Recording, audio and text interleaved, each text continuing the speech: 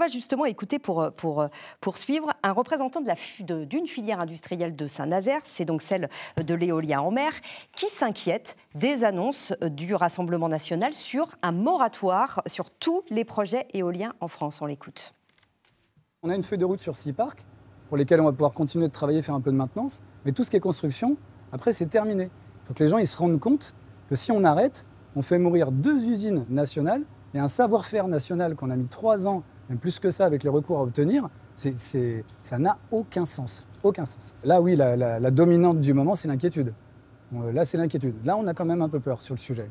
On continue le tour de table. D'abord, dire quelque chose que tous les Français doivent savoir. Même dans le scénario où il y a le plus de nucléaire, de RTE, qui est l'entreprise qui gère le réseau, il n'y a que 50% de nucléaire. Il faut donc, à minima, 50% d'énergie renouvelable, que cela vous plaise ou non, Monsieur Bouchet. Sinon, vous êtes juste en train de préparer des coupures d'électricité. Il ne s'agit pas de me plaire, Monsieur Tavel. Monsieur Bouchet, je ne vous ai pas coupé. Laissez-moi terminer. Je pense que le Parti communiste n'a pas la même position que vous sur le nucléaire. S'il vous plaît, on vous a laissé parler, Monsieur Bouchet. Vous êtes une coalition. Deuxièmement, l'industrie de l'éolien maritime, c'est une fierté pour Saint-Nazaire. L'usine de General Electric à Montoire, les chantiers de l'Atlantique, le port. Et il ne s'agit pas, là, d'emplois qui sont pour la construction du parc de Saint-Nazaire. Il est déjà construit. Il s'agit d'usines, de gens qui travaillent pour construire des parcs éoliens ailleurs dans le pays et ailleurs en Europe. Et cette filière, elle a besoin de visibilité, elle a besoin de planification, elle a besoin d'être protégée contre la concurrence déloyale, notamment chinoise. On a compris votre, et je pense qu'avoir un député qui, dès le 8 juin, connaît ces sujets, les a travaillés et peut accompagner une majorité de Front populaire